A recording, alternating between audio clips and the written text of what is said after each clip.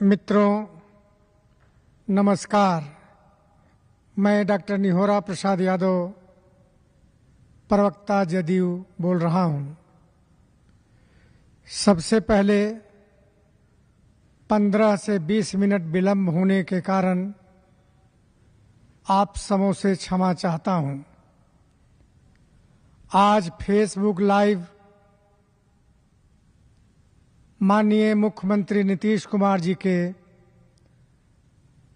प्रगति यात्रा पर निकले हैं, उसके संबंध में और बिहार की विकास की चर्चा मैं करूंगा। माननीय मुख्यमंत्री जी हर जिलों में जाकर प्रगति की स्थिति देख रहे हैं। विपक्ष के लोग जो नौसिखिए हैं राजनीति में, वो कहते हैं कि प्रगति नहीं दुर्गति है।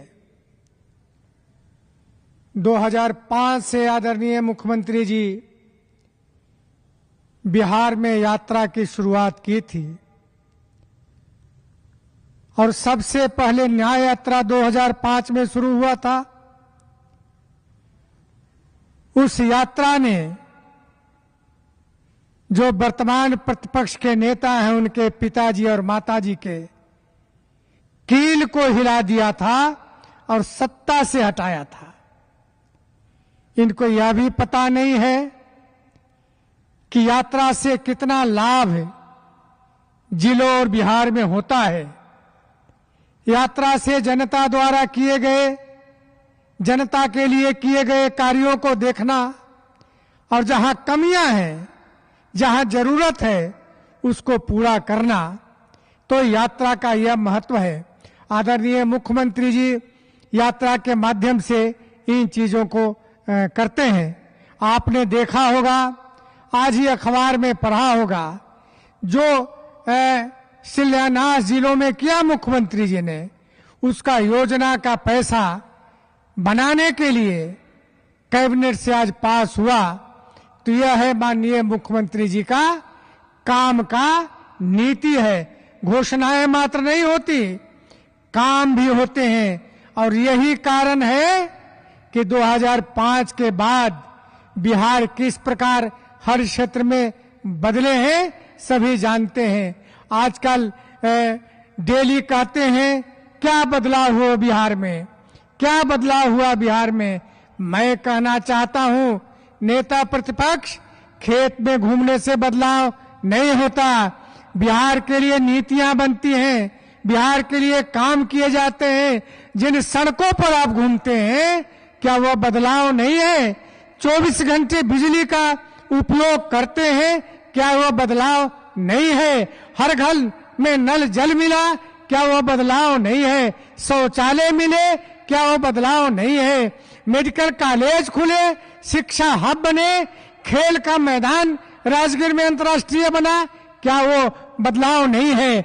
इसलिए मैं कहना चाहता हूं कि नेता प्रतिपक्ष तेजस्वी यादव, बिहार में जो बदलाव हुआ बिहार के लोग जानते हैं। मैं देखा हूं हालत 2005 के पहले का, कैसा बिहार था, कैसा बिहार था, कैसा लोग महसूस करते थे, कितना भय था, कितना त्राही था। किसान तबाह थे, खेती नहीं कर पाते थे। मुझको याद है, मैं जिस इलाके के रहने वाला मसौरी इलाके का हूं, 5 बजे के बाद कोई घर के किवाड़ नहीं खोलता था, इतना भय था नक्सलाइट से, एमसीसी से। और यह था लालू और राबड़ी जी की सरकार। उन सरकार में जितनी हत्याएं बिहार में हुई, जितने अत्याचार अन्याय बिहार में हुआ, शायद किसी राज्य में नहीं हुआ। वो काल समाप्त हो गया। इसको तेजस्वी बदलाव नहीं मानते हैं। एक बात और उन्होंने कहा कि मैं पिताजी के रास्ते पर चलूंगा। पिताजी का क्या रास्ता था? पिताजी का रास्ता था बिहार के धन को अपने घर में रखना, तो अब बिहार के धन को रखना सीखा है। अब सीखा है कि बिहार में किस प्रकार नौकरी देकर उसके एवज में जमीन लिया जाए। आप कितने संपत्ति बनाया है बिहार के लोग जानते हैं। अब सभी जानते हैं कि बिहार में किस प्रकार नौकरियां दी जा रही है। कल ही नियुक्ति पत्र 6000 कुछ लोगों का नियुक्ति पत्र मिला है लोगों को। बिहार में नियुक्तियां का सिलसिला जारी है। इसलिए मैं कहना चाहता हूं कि तेजस्वी यादव जो सपना देख रहे हैं कि मैं सरकार में आऊंगा, किस लिए सरकार में आइएगा? बिहार को लूटने के लिए, बिहार को बर्बाद करने के लिए, बिहार में फिर वही दिन लौटाने के लिए। जानता है बिहार के लोग, आप कभी भी सरकार में नहीं आइएगा। आप कभी भी सरकार बिहार की जनता आपके हाथ में सरकार नहीं देगी। अब बताइए जरा, ये कहते हैं बदलाव नहीं हुआ है। 700 मेगावाट पहले बिजली इनके काल में मिलता था। यानी कहाँ बिजली मिलता था? अन्यवार में बिजली मिलती थी, गवर्नर हाउस में बिजली मिलता था, जो मंत्री लोग थे उनके घर में बिजली की आपूर्ति होती थी, अधिकारी थे उनके घर में आपूर्ति होती थी। और एक जगह और था जहां 24 घंटे बिजली मिलता था, वह था रामगढ़ रोहतास में, जहां बिजली मंत्री का गांव था, इलाका था, क्षेत्र था। बाकी कहां बिजली मिलता था? 2 घंटा 3 घंटा बिजली मिलता था। और शहर तो छोड़िए, देहात तो छोड़िए, शहर के लोग त्राही त्राही बिजली के अभाव में छत पर लोग सुतते थे, बरामदा में लोग सुतते थे। पानी किस प्रकार रात के दिनों में गर्मी में बेचैन हुआ करते थे, ये हालात था। आज कितना है पीक आवर में? 7576 मेगावाट पीक आवर में बिजली मिल रहे हैं और 24 घंटे बिजली मिल रहे हैं। आज ग्रामीण इलाकों में भी बिजली मिल रहे हैं, जहां लोग एसी लगाए हुए हैं, फ्रिज लगाए हुए हैं। सारा चीज जो शहर में जिस तरह मुहैया है, ग्रामीण इलाकों में है। तेजस्वी यादव, क्या यह बदलाव नहीं है? जहां 2 घंटे बिजली मिलता था, 24 घंटे बिजली मिल रहे हैं, क्या यह बदलाव नहीं है? इतना ही नहीं, शिक्षा के क्षेत्र में भी बदलाव हुए। आप चूंकि पढ़े लिखे नहीं हैं, इसलिए नहीं जानते होंगे कि क्या बदलाव शिक्षा में हुआ है। शिक्षा हब हो गया, जहां बिहार के लड़के बाहर पढ़ने जाते थे, अब बाहर के लड़के बिहार में और पटना में आ रहे हैं। चाणक्य विधि महाविद्यालय खुला है, यूनिवर्सिटी खुला है। वहां उस विश्वविद्यालय में बिहार से बाहर के लोग पढ़ने आते हैं। बिहार के लोग तो पढ़ते ही हैं, बिहार से बाहर के लोग भी पढ़ने आते हैं। इतने कोचिंग इंस्टीट्यूट यहाँ खुले हैं, अब कोटा जाने की जरूरत नहीं पड़ रहा है, दूसरे राज्यों में जाने की जरूरत नहीं पड़ रहा है। यहाँ लोग पढ़ रहे हैं और यहाँ पढ़कर नई नई ऊंचाइयां प्राप्त कर रहे हैं। इसलिए बदलाव हुआ है। तेजस्वी जी, आप बदलाव नहीं हुआ इसकी बात नहीं करिए। यहाँ तो अति पिछड़ों के लिए काम हुआ, दलितों के लिए काम हुआ, अल्पसंख्यकों के लिए काम हुआ। मेडिकल कॉलेज कितने खोले गए? आपके काल में तो मेडिकल कॉलेज नहीं थे। जो था स्वास्थ्य के क्षेत्र में, शिक्षा के क्षेत्र में तमाम काम हुए। आप तब भी आप कहते बदलाव नहीं हुआ है। क्या मेडिकल कॉलेज क्षेत्र में हुआ? जहां 11 गो प्राथमिक चिकित्सा में आते थे इलाज कराने, आज 19,000 20,000 उससे अधिक आते हैं। यही तो बदलाव हुआ। किस प्रकार एम्स खोले गए, किस प्रकार पटना मेडिकल कॉलेज अस्पताल को अंतर्राष्ट्रीय अस्पताल बनाकर 5,000 बेड का निर्माण किया गया। किस तरह दरभंगा में एम्स का शिलान्यास हुआ, किस तरह मेधांता खोला गया। यानी हर जिलों में, हर इलाकों में स्वास्थ्य के क्षेत्र में विस्तार हुआ है। ये आपका देन नहीं है, आदरणीय नीतीश कुमार का देन है, बिहार के मुख्यमंत्री का देन है, एनडीए सरकार का देन है। ये आपका देन नहीं है। आप तो बड़े खिलाड़ी थे। आपके पिताजी यहाँ खेल मैदान बना देते, जो खेल मैदान था उसको तो चरवाहा विद्यालय के लिए अर्जित कर लिया था। क्या आश्चर्य लगता है भाई, जिसका बेटा क्रिकेट खेलता हो, जिसका बेटा खिलाड़ी हो और उसका मां और पिताजी मुख्यमंत्री हो और बिहार में खेल मैदान नहीं बने, यह तो सबसे बड़ा आश्चर्य है। आपने तो नहीं बनाया, लेकिन हमारे नेता आदरणीय मुख्यमंत्री जी ने एशिया का अंतर्राष्ट्रीय खेल मैदान राजगीर में खोलने का काम किया है। जरा देख लीजिएगा, अंतर्राष्ट्रीय खेल होने वाला है, जाकर खेल भी देख लीजिएगा। तो ये हाल है, यानी हर प्रखंडों में खेल मैदान खोले जा रहे।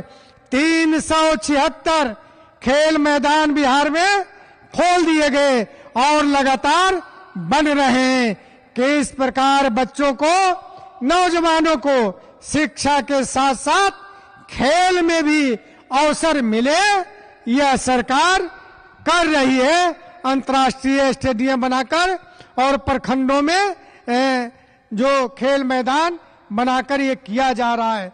सबसे बड़ा काम है कि आज मुंगेर में आदरणीय मुख्यमंत्री जी का प्रगति यात्रा है।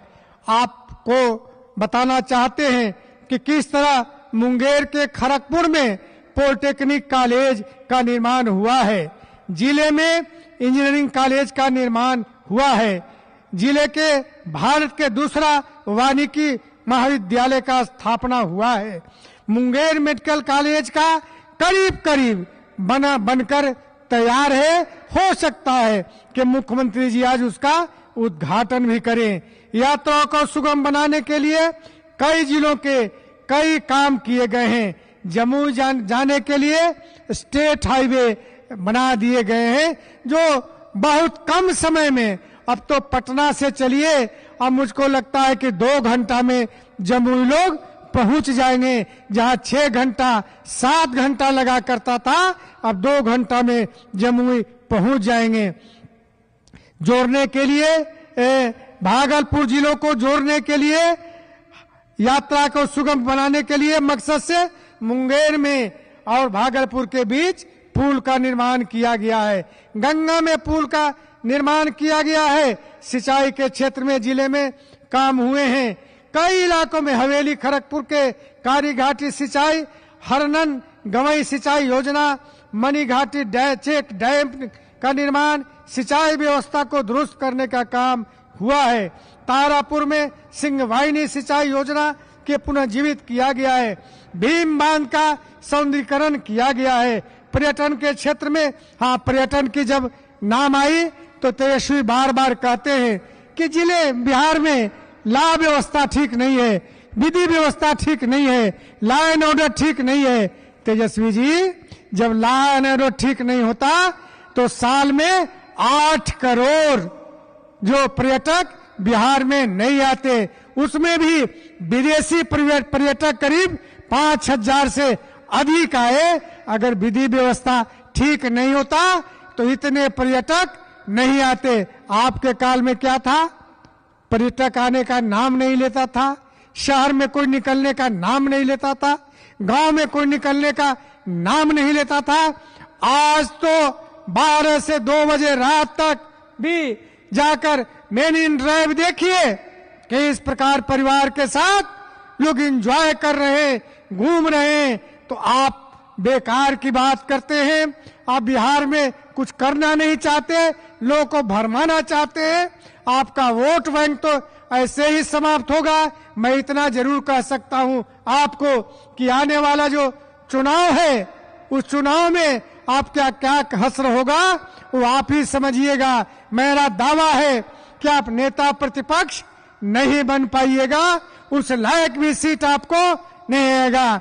एनडीए की सरकार ने आदरणीय प्रधानमंत्री जी के सहायता से आपने देखा कि बजट में पिछले बार भी किस प्रकार बिहार को मदद किया गया, इस बार भी बिहार को मदद किया गया। जब बिहार को मदद किया गया तो आप कहते हैं कि बिहार को कुछ नहीं मिला। आप कहते हैं कि जो पुराना पैकेजिंग था उसको रीपैकेजिंग किया गया। तेजस्वी जी, मखाना बोर्ड का पिछले बार हुआ था क्या? इस बार जो मखाना बोर्ड का निर्माण की बजट में घोषणा हुई वो नई चीज है, इसलिए नई बात ये बात नहीं बोलिए, समझ लीजिए, जान लीजिए। कोसी के दरभंगा इलाके में जो बाढ़ को रोकने और सिंचाई की व्यवस्था करने का बजट में जो प्रोविजन किया गया है, पहली बार किया गया है। जो फूड प्रोसेसिंग का इंस्टीट्यूट खोलने की बात कही गई है, पहली बार किया गया है। मेडिकल में जो सीटों का विस्तार करने की बात कही गई है, पहली बार कही गई है। जो आईआईटी के विस्तार की बात कही गई है, पहली बार की गई है। इसलिए स्वास्थ्य, शिक्षा, रेल के क्षेत्र में 98 रेलवे स्टेशनों को तरीके से अंतर्राष्ट्रीय स्तर पर निर्माण किया जाएगा, ये पहली बार किया गया। ये आदरणीय मुख्यमंत्री नीतीश कुमार जी के आग्रह पर, उनके प्रस्ताव पर केंद्रीय मंत्री आदरणीय केंद्रीय वित्त मंत्री जी ने स्वीकार किया। आदरणीय प्रधानमंत्री जी के निर्देश पर मैं उनको धन्यवाद देना चाहता हूं। लेकिन आप मुझको ये बताइए, 10 वर्षों तक आपके पिताजी केंद्र में सरकार में रहे, पावरफुल मंत्री रहे, आपके ही कहने पर सरकार चलती थी, आपके पिताजी पर आपने क्या किया? इसका तो जो आंकड़ा बिहार के लोगों को दे दीजिए। 10 वर्षों में बिहार के लिए आपने क्या किया? 15 वर्ष जो मुख्यमंत्री रहे, आप लोग सरकार चलाए, उसमें आपने क्या क्या किया? यह तो बिहार के लोगों को सामने बिहार के लोग जानना चाहती है कि आपने क्या किया, आपके पिताजी ने क्या किया। यह आंकड़ा तो आप बिहार के लोगों को दे दीजिए ताकि बिहार के लोग समझे, लेकिन आप नहीं दे सकते हैं क्योंकि कुछ हुआ ही नहीं है, कुछ किया ही नहीं गया है। तो ये बात लोगों के बीच में बोलना बंद करिए। बिहार की जनता राजनीतिक रूप से आपको नवज को पकड़ लिया है, आप पकड़ा गए हैं, इसलिए आपकी इतनी दुर्गति होगा। जो लोकसभा में दुर्गति हुआ, बाई इलेक्शन में जो दुर्गति हुआ, उससे अधिक दुर्गति आपको आने वाला 2025 के चुनाव में होने वाला है। यह मैं दावे के साथ कहता हूं। बस अपनी बात मैं समाप्त करता हूं। धन्यवाद। जय हिंद।